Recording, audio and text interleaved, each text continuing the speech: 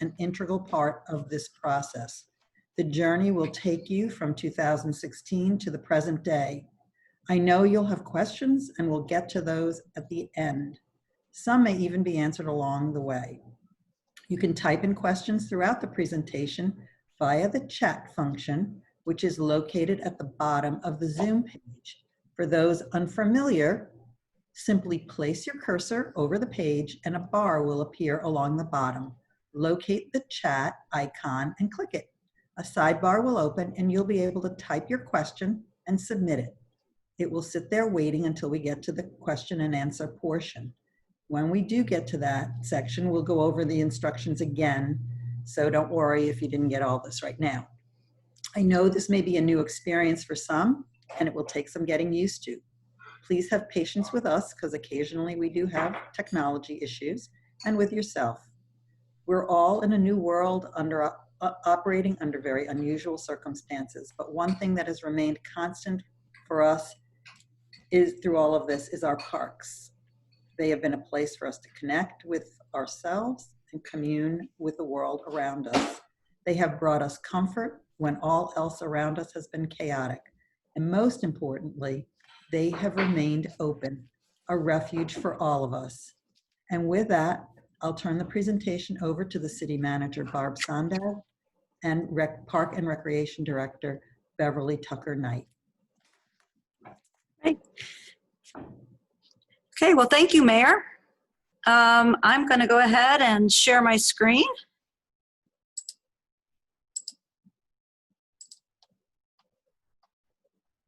All right, great.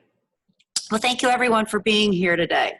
We're here to talk about the Olivet Parks and our community center. And Olivet has over 100 acres of parks, and these are the various parks that we actually have. We have several different types. We have a regional park, which means that it's a park that that draws people in from a wider region, and that's Stacy Park in yellow. And then we have a couple of community parks. Those draw from a little bigger region than just a neighborhood, but not quite as far of a reach as Stacy would. And those are Warson and Irveside. And then we have two neighborhood parks. The neighborhood parks are Indian Meadows and Villa. And those are just what it sounds like. Those draw from just people within the neighborhood. And then we have a few passive parks. You'll see those in pink. And one of those is the bike trail, that area north of the new city center, and a couple of other places. Now, we didn't always have over 100 acres of parks with 4 pavilions and 1 community center. In fact, prior to 1967, Olivet had no parkland, no public parkland. And they made a decision that they wanted to have some parkland in about 1964. And by 1967, or a little after 1967, they had over 56 acres of parkland. And in 1976, they bought the old Grandview School, and that's now what we use as our community center. So why do people choose to make these investments in the community? And why did they do it then? Why do we continue to make these investments? Well, for the answer to that, I'm going to ask our Park and Rec Director, Beverly Tucker Knight.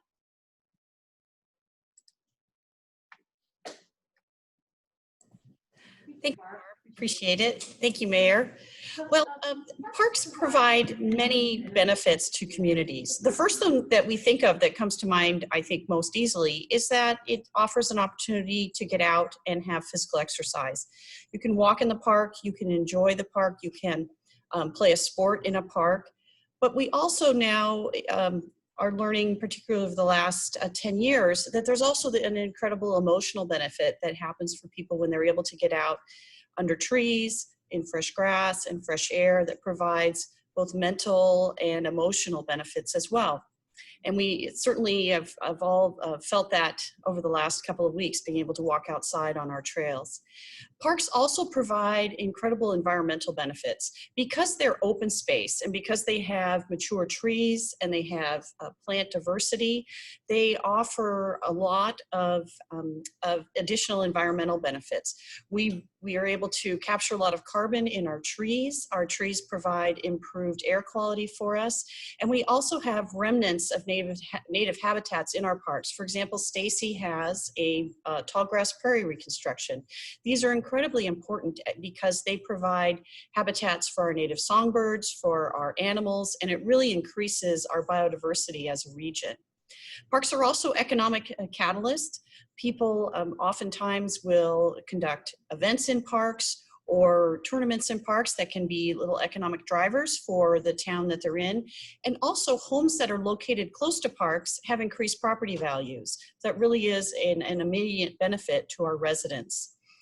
And something that's a little bit less tangible, but just about important as all the other benefits, is that our parks provide incredible opportunities for social equity.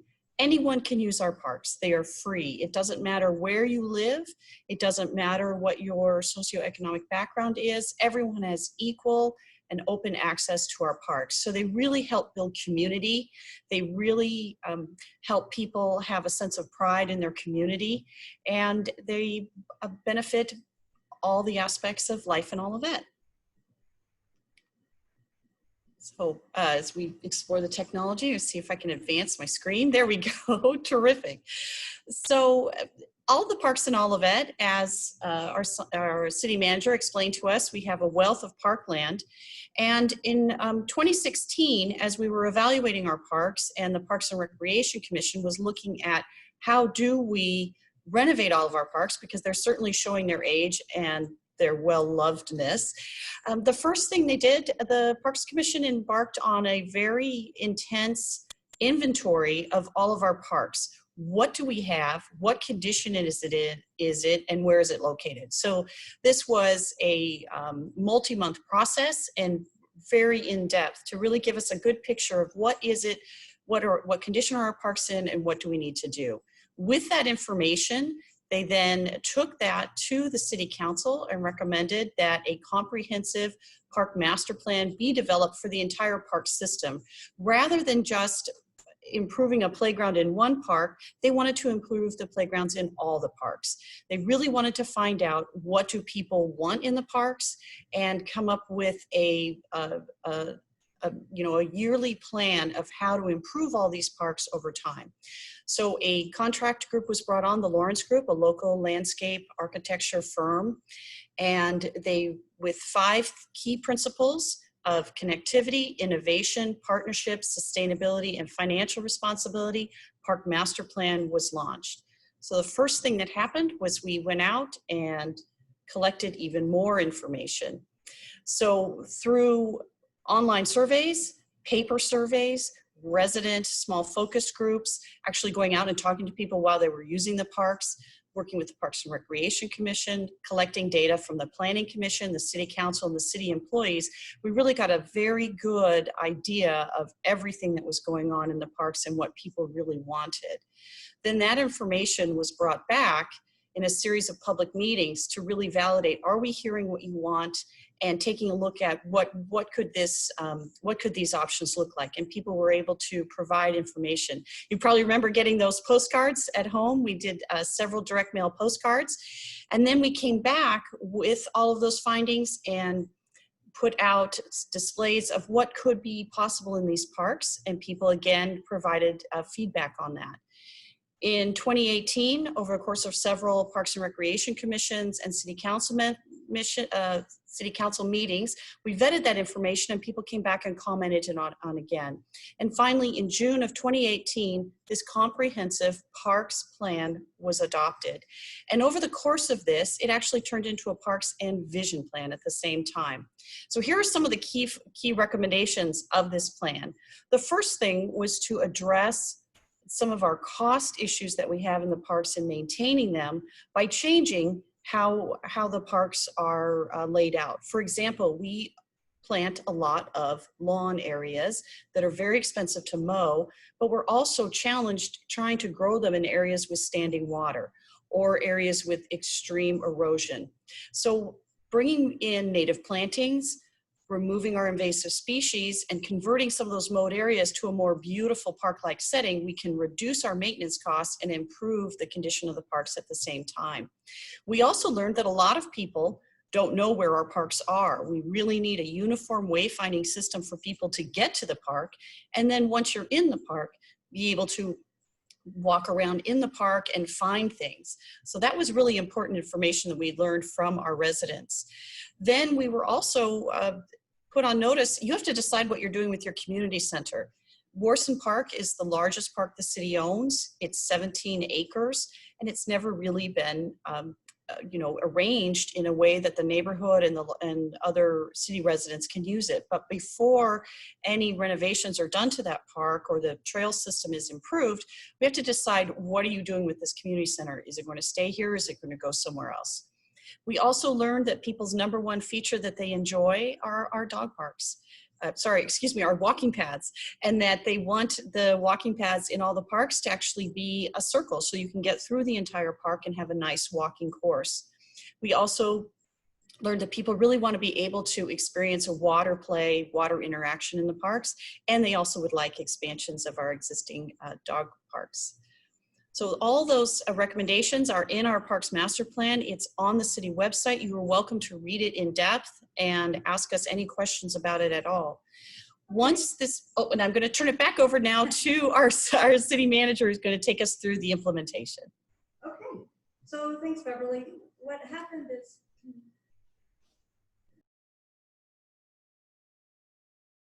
Thank you. All right, so we have this great parks plan, and the city then, the council decided that what are our next steps? Well, the next steps is they realized that we needed some professional assistance, and so we hired Navigate Building Solutions. You might recognize the name Navigate Building Solutions. They were the project manager on the current City Hall, and they've also done parks. They've done the O'Fallon O'Day Park in O'Fallon.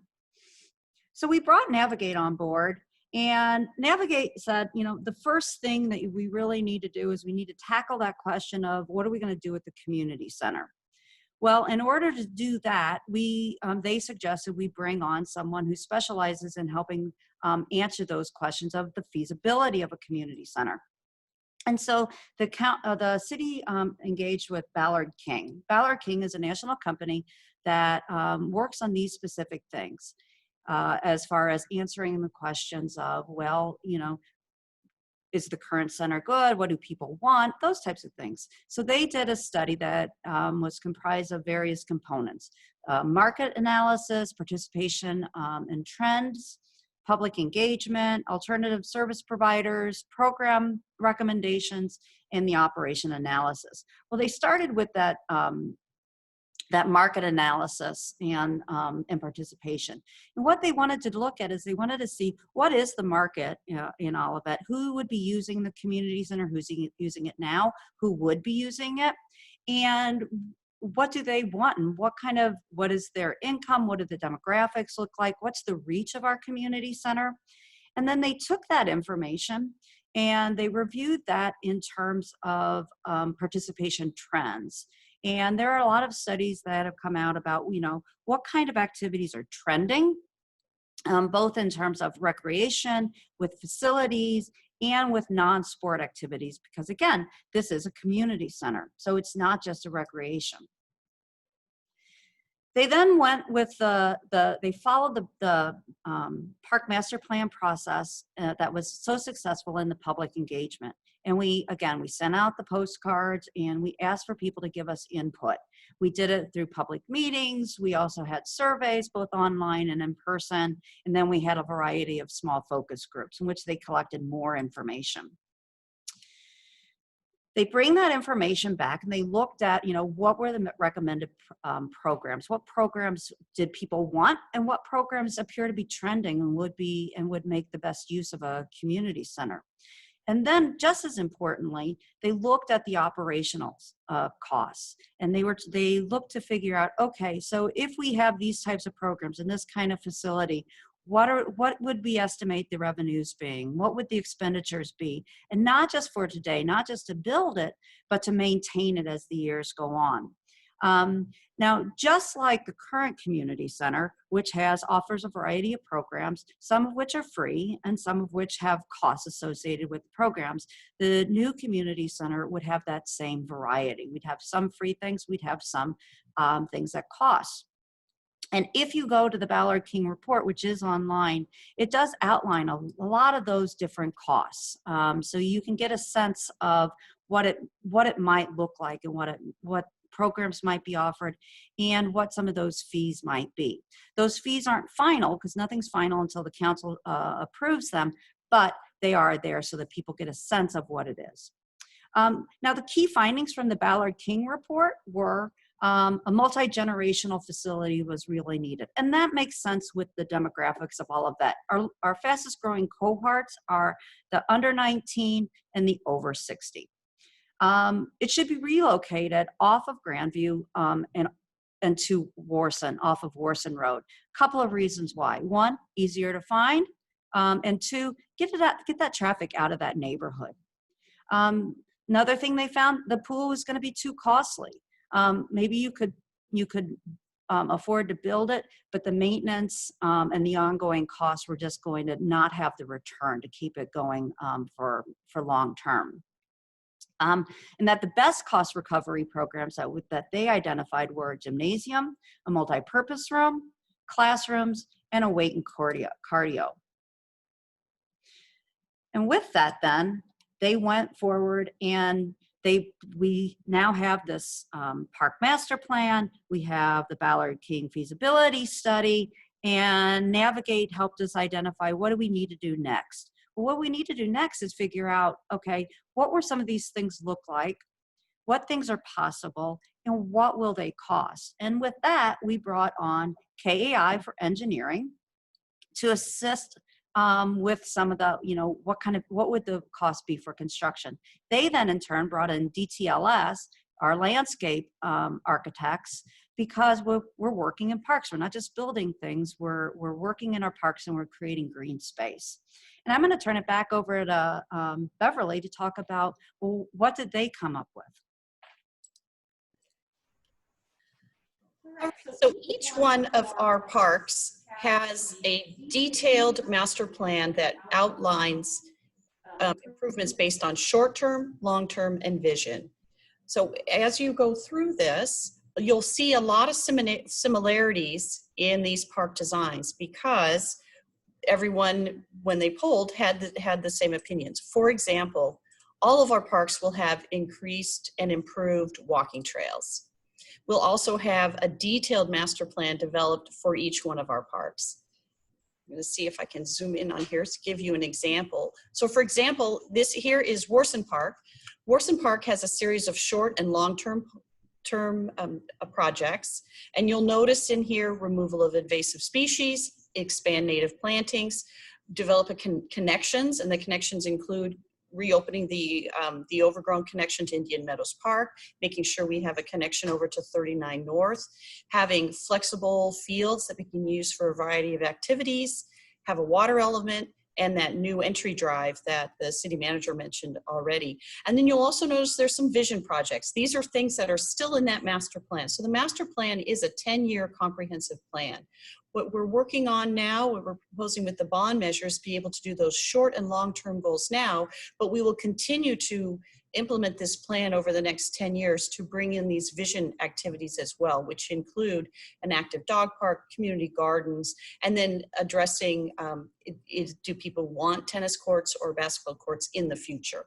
So you'll notice that in all of our park plans, all of them have short-term and long-term goals. And again, you'll see that same theme throughout of renovating our pavilions and our playgrounds now, expanding and improving our walking trails now, removing the invasives, and taking care of of any other issues. So, for example, at Irvside, we have a lot of standing water. We have a lot of water that flows through here during storms. So making sure that we use bioretention basins, rain gardens to capture that storm water and do best practices in our parks that we expect to be done in the rest of our community. And ideally here at Irvside, we have this opportunity because we're going to be doing all of these native improvements, we can actually have a nature play area, which is a wonderful nationwide trend that's going on that allows children opportunities to play in a more natural setting on natural rocks, real wood, and incorporate that into that design of the improved natives and the stormwater retention. As we go along further, you'll actually be able to see a photograph of that. Here's Villa Park, one of our neighborhood parks, smaller park, but again, you see the same improvements, meandering looping trails, making sure that pedestrians can come in on the north side. There's an unused or underused entrance on the north side, making sure people can actually come in through that, taking care of our invasives, adding in appropriate signage, putting in a small water element, improving the playground. So you really see that pattern that's going on in all of the parks. Then we come to Indian Meadows Parks, another neighborhood park. Again, the nice trails, improving the playgrounds, introducing a water element, and taking care of the invasives and expanding the native plantings. And then we come along finally to Stacy Park. And Stacy Park's a unique park because we lease this park from the city of St. Louis. It's a very large park, but as you can see in the drawing, majority of this park is taken up by the reservoir that provides water to the residents of the city of St. Louis. But in Stacy Park, which is, as the city manager mentioned, our regional park, we will improve that, improve the pavilion, take care of the playgrounds that are absolutely loved. People love the playgrounds at Stacy Park, particularly because they have mature trees that shade them. So we want to make sure we're taking care of those trees and replanting as necessary to make sure that we have those for future generations. And again, the trails, taking care of that and enhancing our native plantings. Now I have some, a couple of images to show you a little bit of what this would look like. We did not want to spend a lot of money doing these comprehensive or concept designs because they are expensive. Remember, we're following our promise of being financially responsible, but this gives you a feel. This is standing in the existing pavilion at Irvside Park, looking to the north, and you can see a native play area, natural play area that has slides that come down through the ground instead of actually being elevated on scaffolding. You see natural logs that children can climb through and play on, and it really gives you a sense of that nature play design. And then moving on, we have another drawing. This is a concept drawing for Warson Park, and this shows you one of these water elements we've been talking about. What I really like about this is this shows you the enhanced native plantings. We have native flowers that are blooming in a meadow, but we also are still retaining some moat area that gives that flexibility. People can still play on the grass. And this water park design, this water element design here is concrete with fountains that come out of it and with seating alongside. And what this provides is a 4-season use. So when the water is not on, when it's just the concrete, then it can still be used for picnics or for events. The neighborhood that surrounds Warson Park can come in and have their Olivet night out or their homeowner association picnics here. So it really gives us multi-purpose, multiple uses through all 4 seasons of the year instead of just being dedicated with water.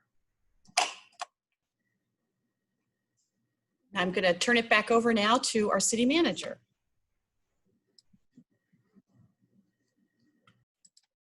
Thanks, Beverly. I'm going to talk a little bit about where we got to with the community center plans. Again, we talked a little bit earlier about the Ballard King report and their outreach. I'm trying to figure out what would people want. And this is the conceptual floor plan. And again, as Beverly said earlier, we're in conceptual design. We haven't moved any further because it would cost more money. And we wanted to make sure that we would be successful with the bond vote. So at this point, this is the conceptual floor design. And what you're going to notice on here, if you go to the upper right, those are the multi-purpose rooms that we talked about. And you'll see the dotted line.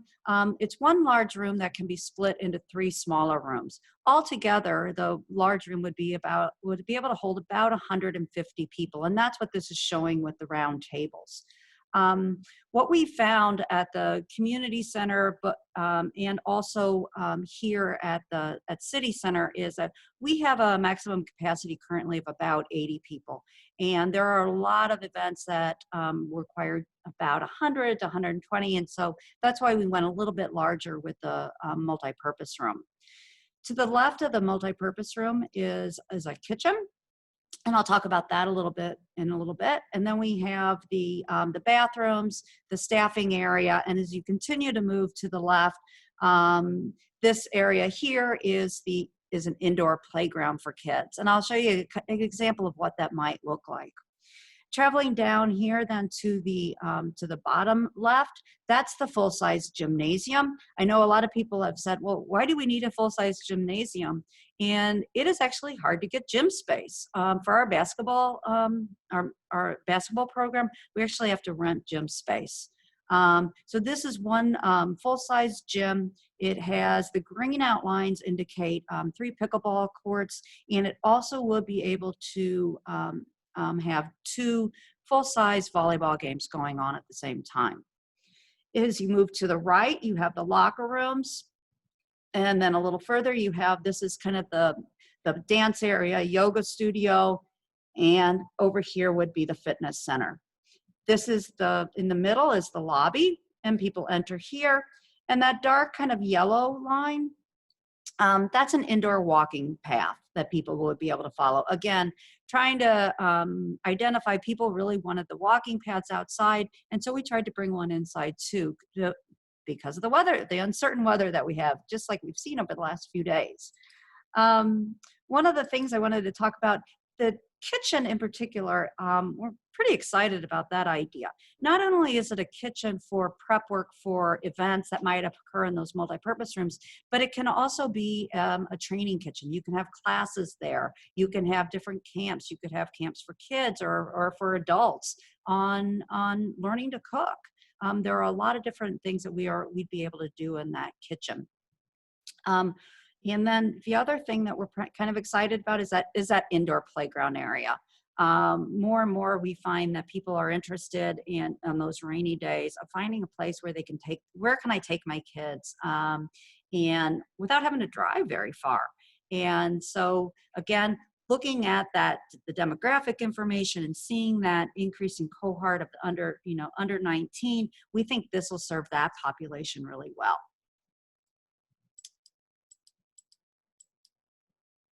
And again, going back to some of the conceptual drawings, what this might look like, you can see from this that it's off of the North Warson. It's got the kind of the drive-in.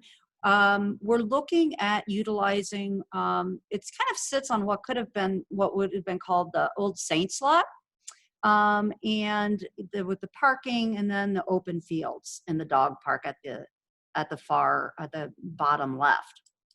And then this is a conceptual view of what it could look like from the parking lot looking in. On the left is that fitness center. On the right are those multi-purpose rooms, and then the entryway in.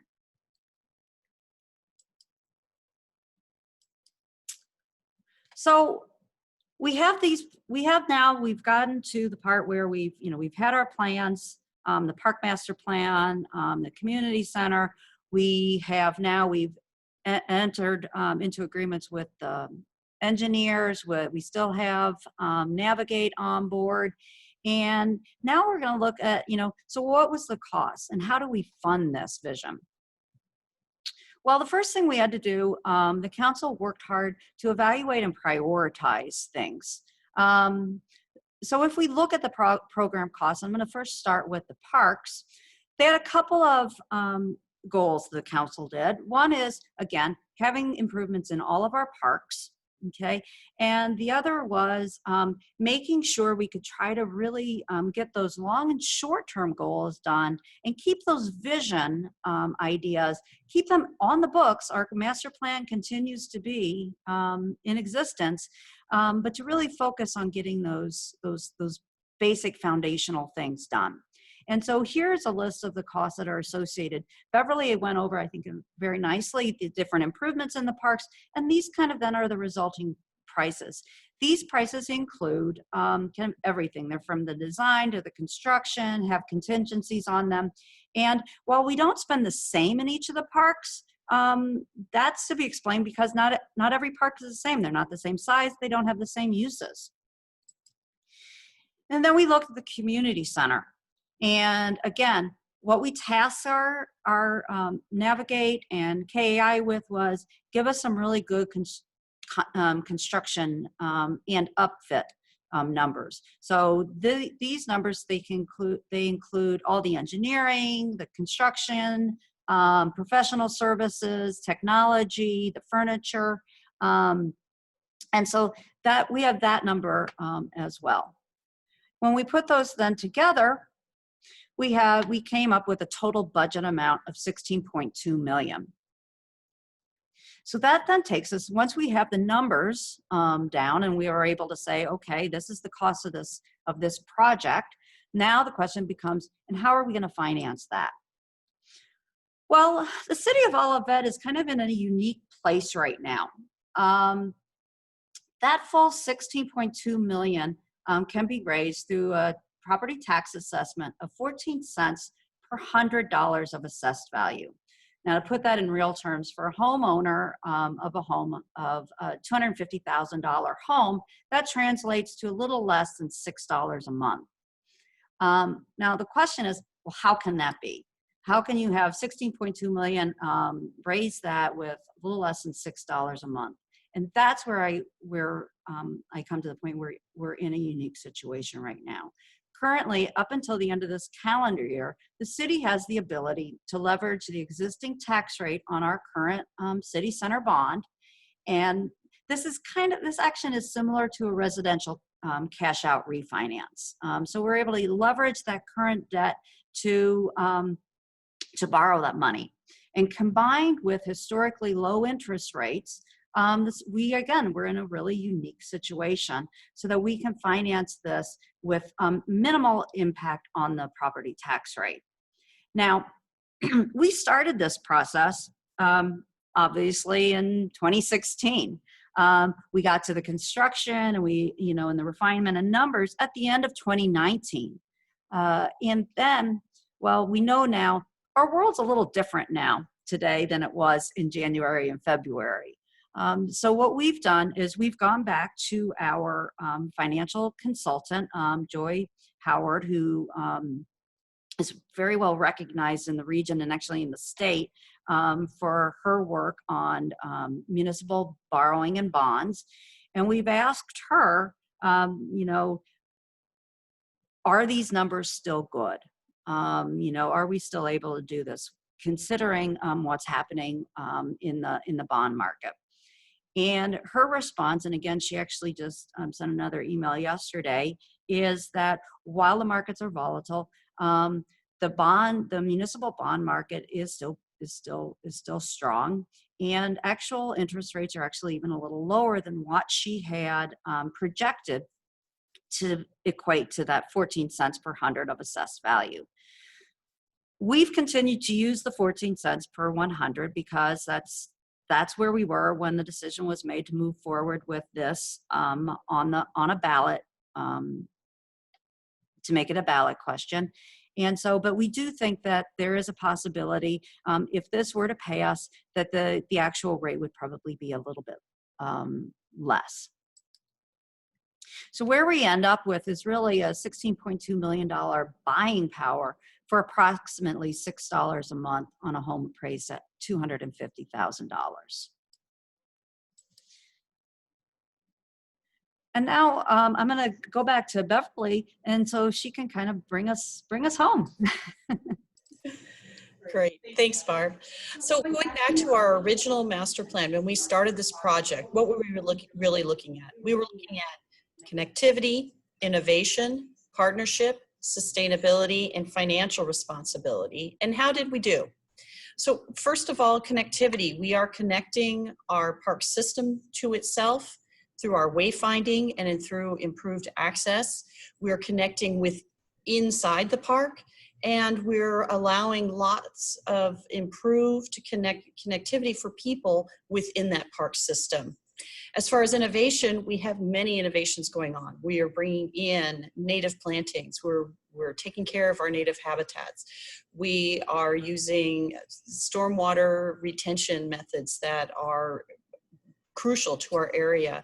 And we're also innovating in the community center by bringing in an indoor play area and a teaching kitchen. These are future trends that are evolving nationwide, and we'll be some of the first, one of the first areas in St. Louis to have these. We're developing partnerships. We have our longstanding partnership with Olivet and Bloom that will continue.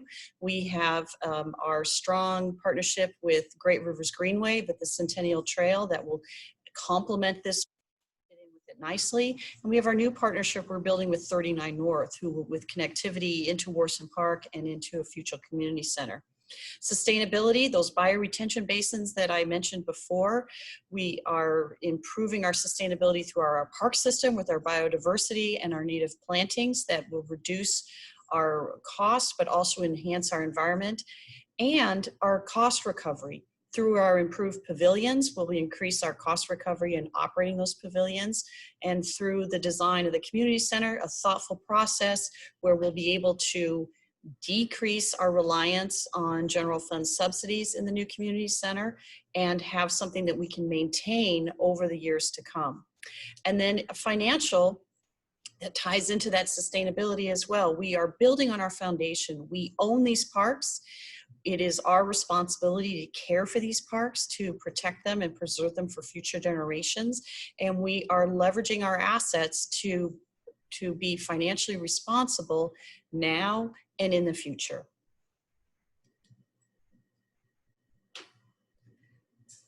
So I am going to turn this back over now to Mayor Springer.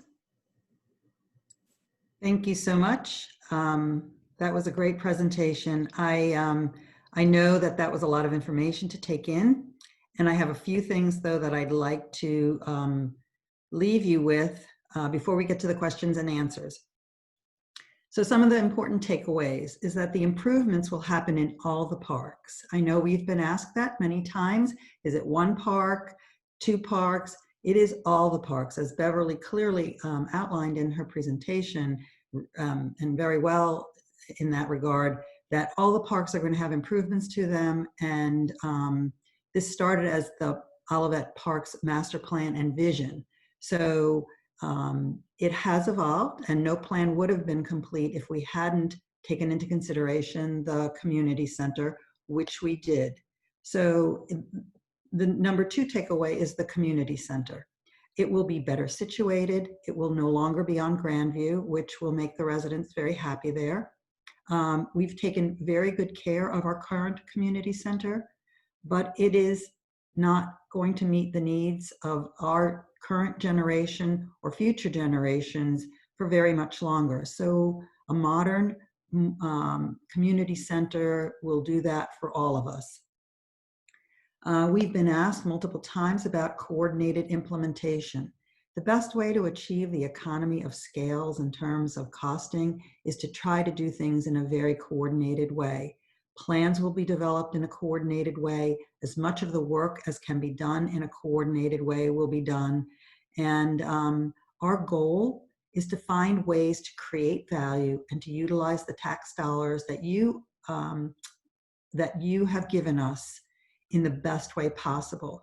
I will say that I had the opportunity to work with Navigate during the building of the city center property, and they are the masters at trying to find the best way to keep cost low, but gain the best value for that dollar.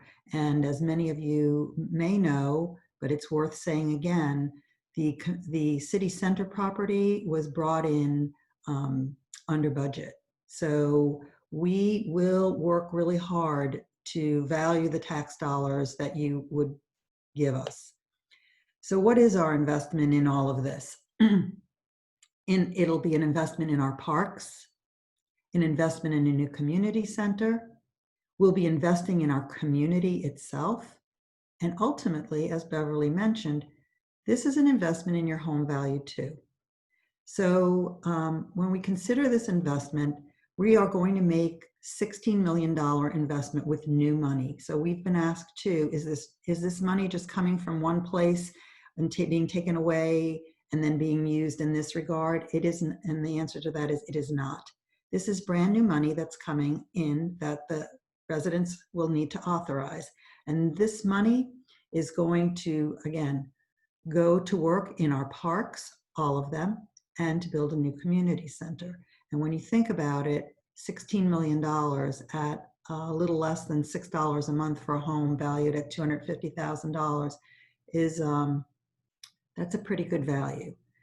As Barb said, we do have a limited window of opportunity because of the situation with the bonds on the city center. We only have until the end of the year to be able to do that government cash out sort of refi that we talked about.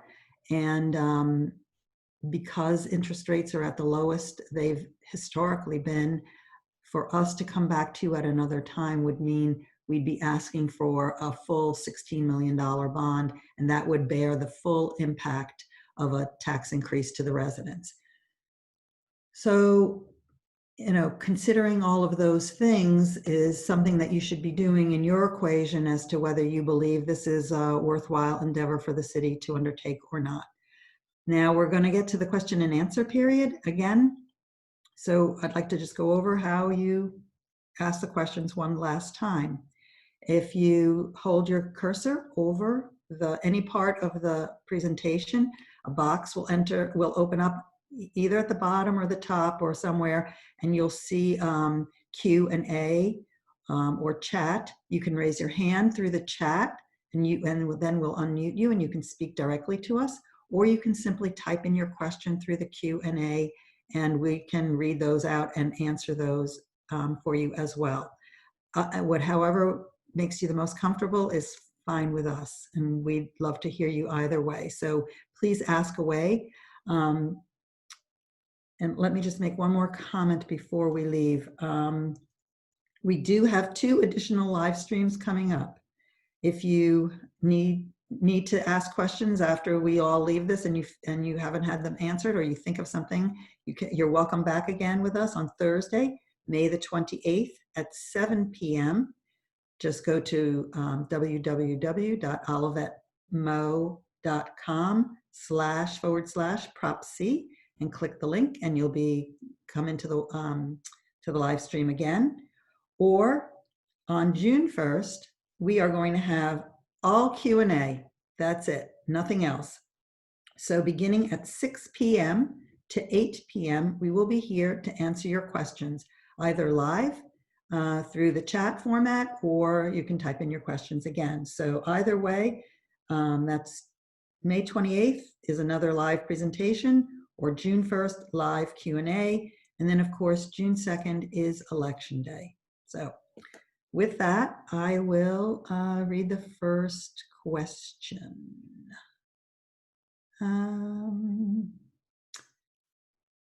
Okay. For the rec center, what do you envision annual membership fees being for residents and non-residents? Barb? Unmute myself. Thank you, Mayor. I can't tell you, there were numbers in the Ballard King report that were estimates for what costs would be for different programs and for memberships. And to be honest, I would have to go back to that report and look. And I will try to look at that report real quickly as we're kind of going through other questions. Or minimally, I will be able to I will make that information front and center on the Prop-C website if I can't find it while we're still on the air here. Okay. but there are annual membership fees for the fitness center. Okay. All right. I'm going to, okay. Which parks would be constructed first? Well, that we're not exactly sure. And we probably won't know how it will work until we get we get past the engineering and we get the contractor on board for actual doing some of the construction. Some things might happen concurrently in the different parks. Other things may happen first in one park and then in another park. But we do know, and I do want to, Katie Aholt is on, she's on your screen, and she's the project manager with Navigate, who's working with us on this. And I don't know, Katie, if you want to talk a little bit more maybe about what you think maybe the construction process will look like. Sure. So I think you kind of hit on it, Barb, that most likely we will have work going on simultaneously in all parks. The way we'll look at this project is to really break it down into bid packages. So we want to make sure we're using the dollars most effectively, minimizing mobilization costs for the contractors, and also kind of keeping a steady flow of work as we move through the project. So we can't identify that yet today, like Barb mentioned, but as we get through the design and engineering, we'll be able to develop a full schedule that will, provide a path to get through all of the parks, all of the scope of works in the most cost-effective way. So that is to be determined, but certainly something we'll be looking at. Okay.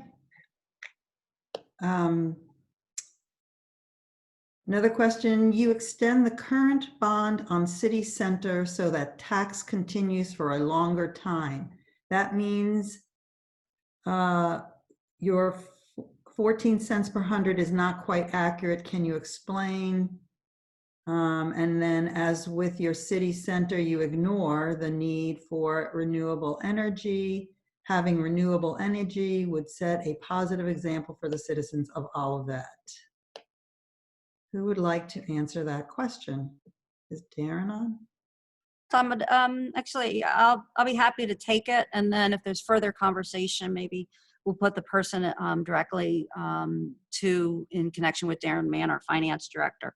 Okay. The financing of this is it was a little bit hard to explain and keep it simple enough for people to understand in a particularly when we move to a Zoom meeting type of format.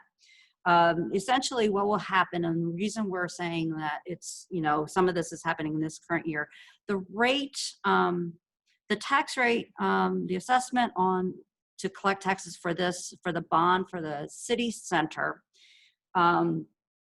you are allowed by state law to collect up to a certain amount. And then once you've collected that amount, the tax rate would go down, okay?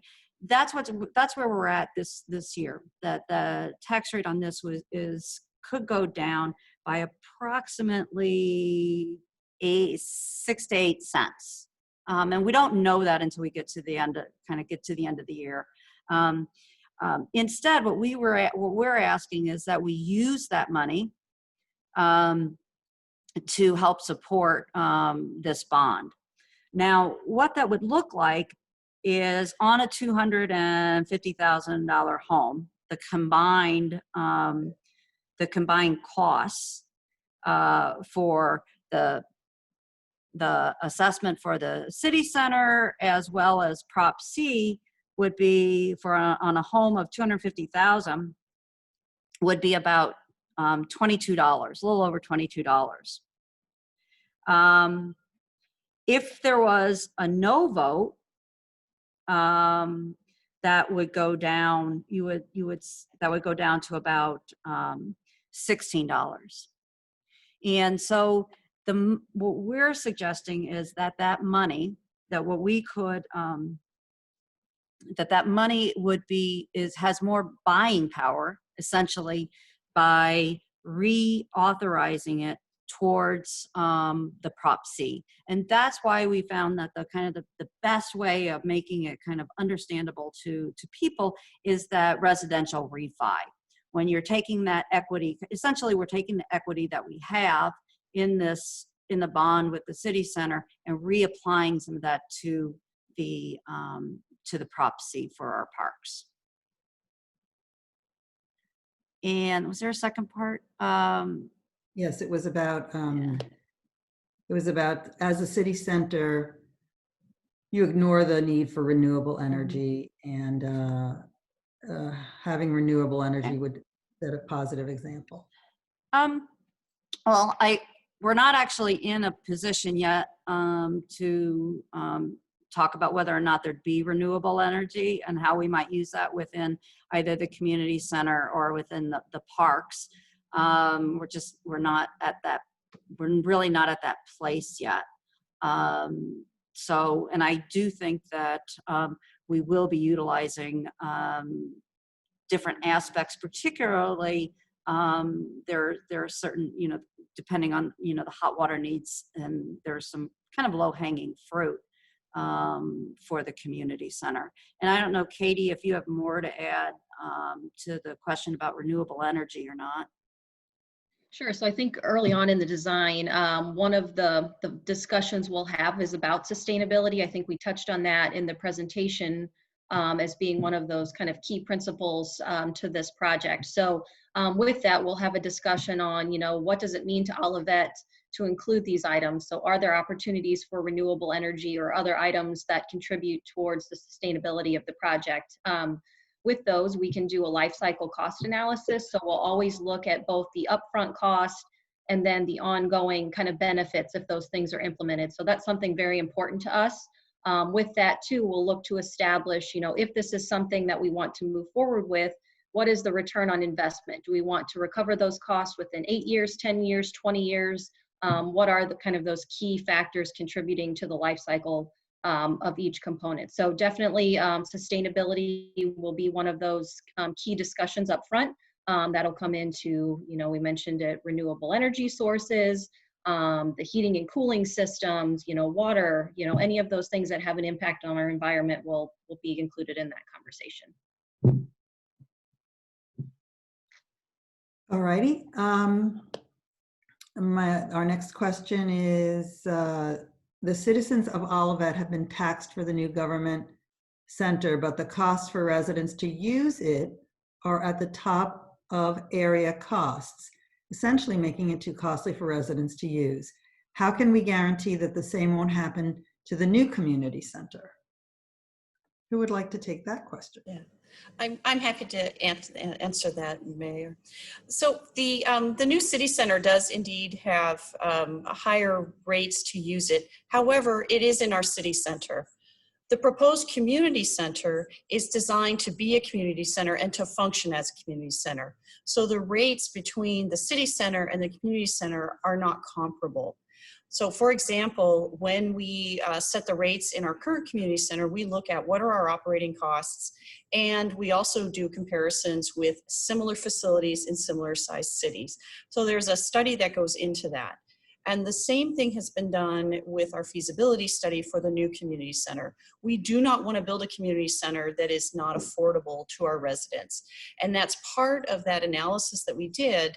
What can we afford to build? What can we afford to maintain and operate? So those analyses were included in that. We do not want to build something our residents can't use. For example, the community spaces that are designed in our new center, the reason we set it for a capacity of 150, we base that on the calls that we currently get. People call us frequently at the community center to have baby showers, to have repasts when someone's passed away, to have birthday parties, lots of different events. Currently, we're only able to accommodate 80 people, but one of the #1 requests we get is for groups of about between 120 and 150, so that we know right now we are not serving the needs of our community. by having the rooms dividable, that means that we can put our classes in there when they're not being used for rental events. So that makes them flexible, and it actually reduces our costs. So we don't have a large room for 150 people that we're not using unless it's a special event. So it really gives us that flexibility, and it helps us really be accountable to that financial responsibility that we set out with at the beginning of the process. So I am confident that that the center would be attractive to residents, but also more importantly, affordable as well, and provide those functions that people are searching for right now. If I might, Mayor, just to, the city, when you do projects like that, you walk a fine line. You walk the line between, how do you make it free for everyone versus, and, because making it free for everyone means that it's supported some way. It's supported through the taxes. And then on the other hand, then you have, people who use it should be required to pay for it. And so we try to find that balance between, okay, things that we can do for free that are good for the all, and we offer those free, versus those things that are more specialized and attracted to a few people, and you put costs associated with that. And so that is, I can tell you, it's an ongoing discussion, and it's an ongoing, it's in the forefront of what we discuss when we look at any of our programming. When we look at our programming, either in our current community center that we're currently operating, and we make those decisions, to a new community center, to our current programming, in the parks, and to any new programming that we do within our parks. We try to really walk that fine line. And Mayor, I would like to say I brought on Darren Mann. Darren is our finance director. And so I know there are a couple more questions that deal more specifically on the bond and on the, and with that. So I thought we would just bring in our resident expert. Good morning, everyone. Morning. All right. Was there a specific question? If we could, I just got on with the Q&A part. Sure. Mayor, you want to read a couple of the other questions, and then if some of those are more applicable to Darren, we'll let him go ahead. Sure. Let's see. Why can't the city use money already allocated for Parks and Rec to complete these plans, but in a slower manner, instead of taxing Olivet residents yet one more time? Yeah, sure. That's a really good question, and that's one I think we've tried to go over ourselves many times. Really, that's the way we'd like to do it, and I think we started this exercise a little bit back in 2015 when we did our first capital improvement program. And when you start adding in capital needs for a park, any park improvements, and this is kind of outside of the community center, was excluded for that, find out that the sales tax that's dedicated to that, it doesn't support it. The operations itself take a lion's share of it's about $600 some odd thousand that it takes to maintain the parks currently. So that is that's a really good question. I think we've been down that exercise. We're in our budgeting season right now, and if you go to those the old capital improvement plans, you could see kind of what that entails as far as costs that would be required. And I think if you look at that Parks Master Plan, just the sheer volume of improvements that it takes, the cost of them, again, that sheer volume of improvements that are in there, it's outside of an external funding source like a debt of some sort. It would be nearly impossible to fulfill that completely anyway. Even partially, it would be really difficult. Now that's something that we may end up down that line. So that's something we may be exploring. And I don't think that was ever the design during its Parks Master Planning process that sales tax would support that. So that's why we're here today. If I may also, I'd like to just add that the city council thoroughly explored that option. We discussed it at length. And as Mr. Mann mentioned, the sheer volume of work that needed to be done and the amount of money that we would be able to do to put towards that on an annual basis would have extended this out way beyond what would have been the life cycle of any project. And in essence, we would barely finish, if at all, and we'd have to start all over again. And the usability for the residents would be insignificant. They would not have been able to see the value in what we were doing for them. In addition to which, the community center would have been off the table. That conversation would have been off the table because we would not have had the ability to amass that level of funding to be able to do that. So the community center would have continued to exist where it is today in the middle of that neighborhood with the traffic going in and out of there on a regular basis. In addition to which, the community center is aging. There would have been more and more costly repairs to it. So while we were trying to gather money to put towards park repairs and park improvements, we'd also have to be allocating more and more money to community center repairs. So when we sat down and we thought about it in a complete context like that, it seemed to us to be imprudent, financially infeasible, and we made the decision to come to the voter and ask them to fund this so that we could do something meaningful in the community for our parks, build the new community center, and finish for us what has been a huge building block so that we can have a community that is the community that we all desire. So that's it in a nutshell from the city council.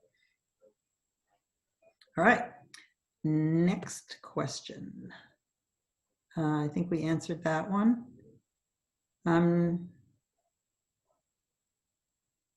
Did we answer, since you are extending the time to extend the bond on the city center, isn't the cost to the taxpayer really more than you quote? No, Darren, can you explain what how those bonds work together? Sure.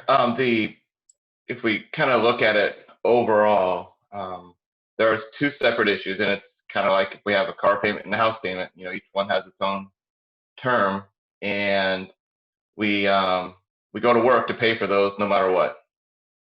And just like that, the tax rate that gets set inside of or during our tax rate setting process, it's dedicated for debt, and that debt then, or the amount collected for that from our taxpayers, goes to pay these certain types of debt. And one of them is would be the 2014 general obligation bond, just for the city center, and then there would be another 2020 general obligation bond issue that we would make payments to, and it has different owners. Well, maybe it will probably have different people that are investing in it, that are putting in it. It's a different process to set the rate, just like our house payments and just like our car payments. There's different rates associated with that debt.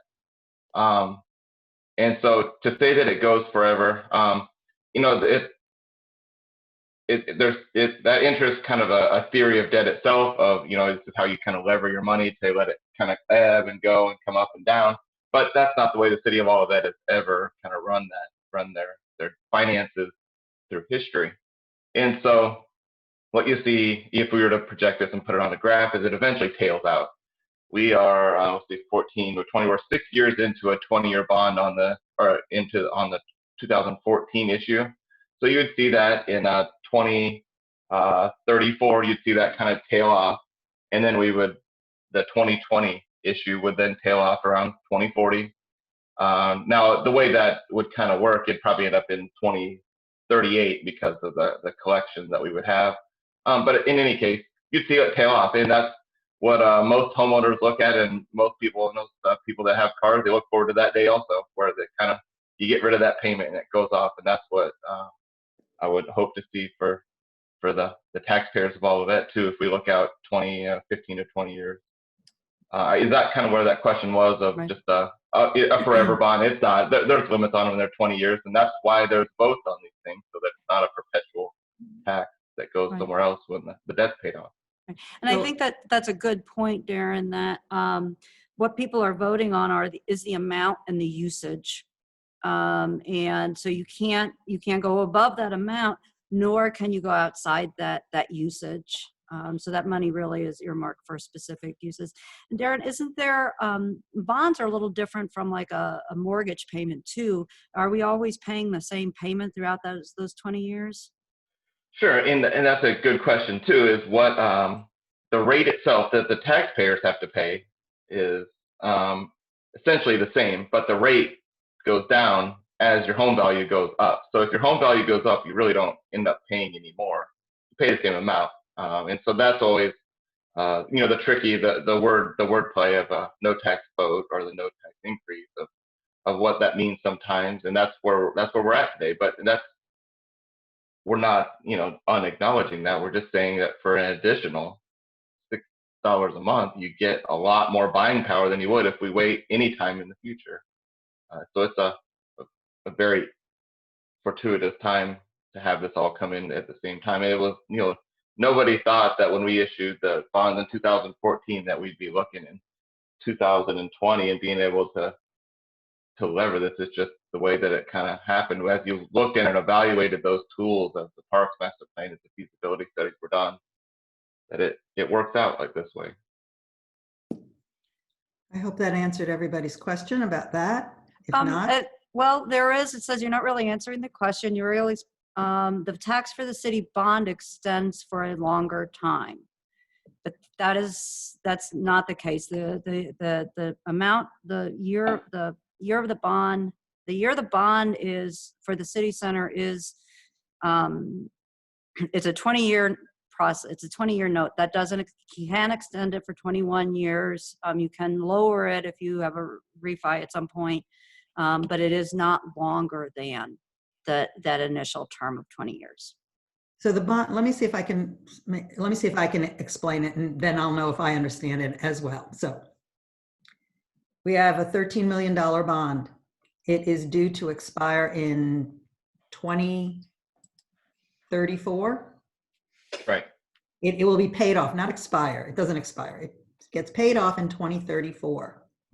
What we are going to do now is we are actually going to leverage that bond, and it's a finance mechanism. We're going to leverage that bond to a certain multi-million-dollar amount, but that amount that we're leveraging doesn't extend the bond. That is its own bond unto itself. Is that correct, Ben?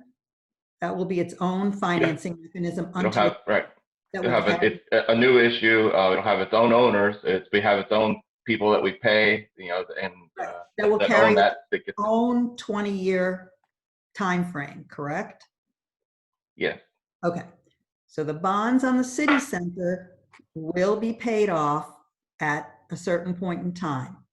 The leveraged portion will now have its own 20-year period of time. And those two are not together. What you have by leveraging the city center bonds is the ability to not increase the tax that you're currently paying at the city center level. What we need to do to finish the transaction of the $16.2 million, that's the portion that bears the increase to the resident. And that's less than $6 a month for the $250,000 home. It is, again, like Barb said, I think if we could all sit in a room together, it would be so much easier than trying to explain all of that in a Zoom chat.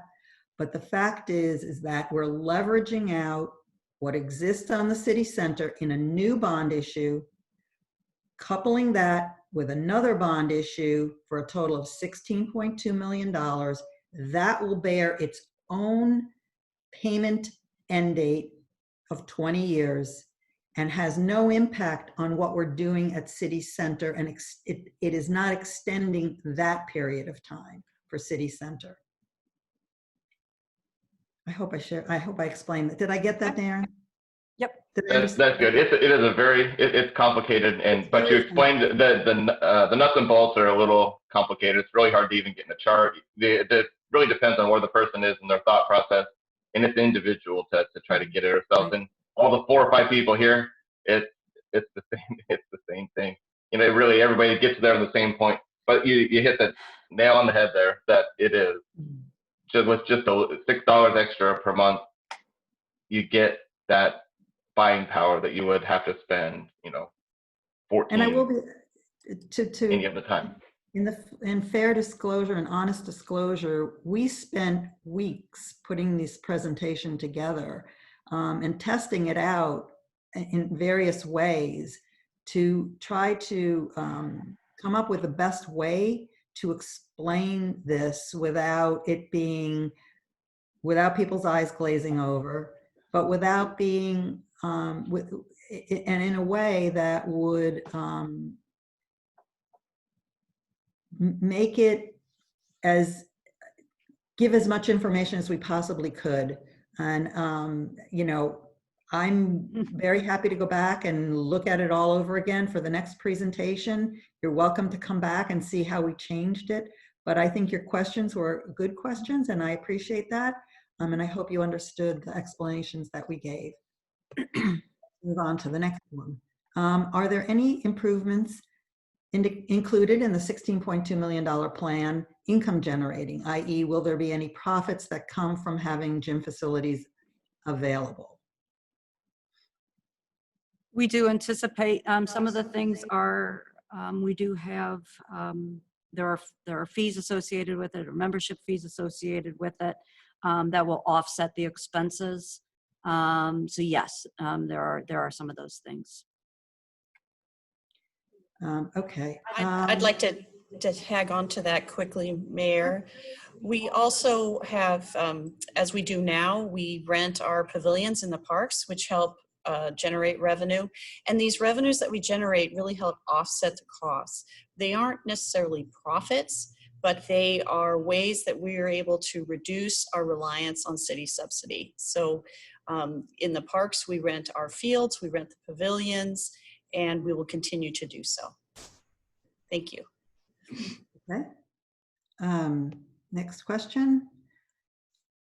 The new crossings area will generate more sales revenue. Will the residents' tax go down as the sales revenue goes up?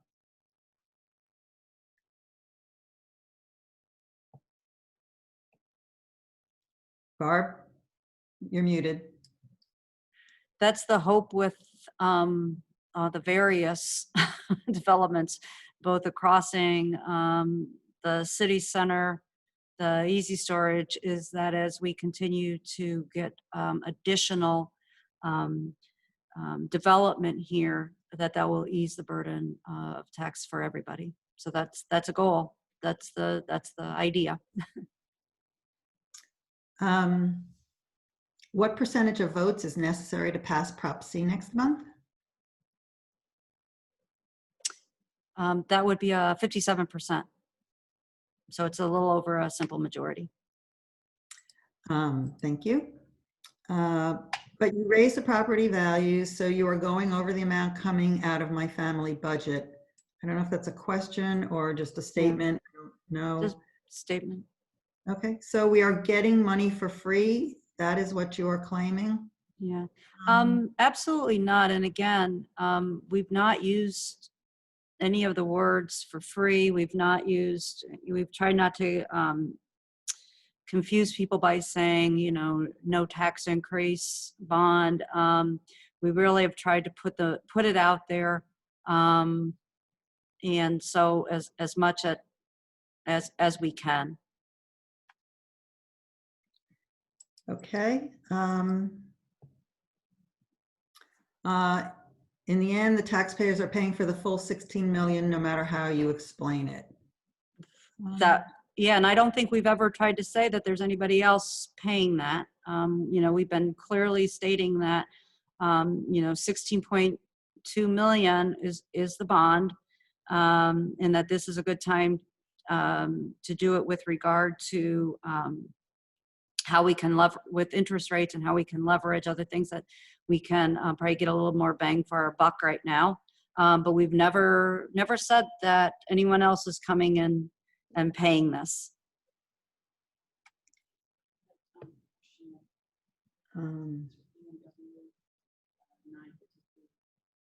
You used the word free several times in your presentation. None of this sounds free.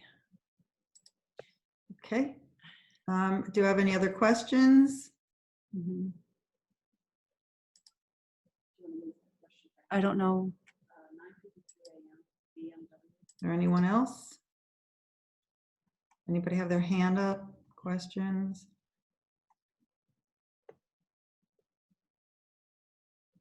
We did answer that. No, we were just trying to make sure we answered all the questions here. Okay. I think so. Okay.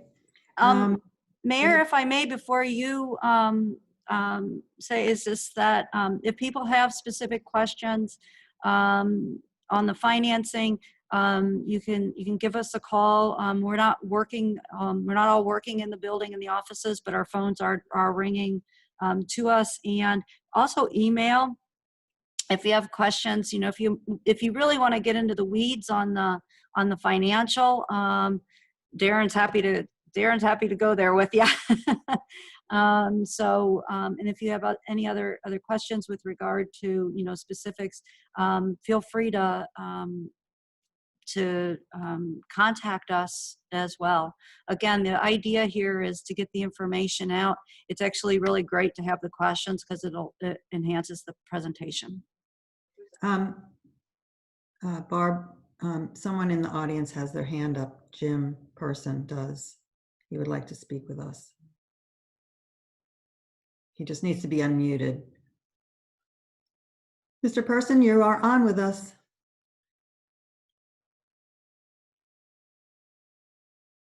You're muted. Let's see, am I on? Now you Yes, are. Okay.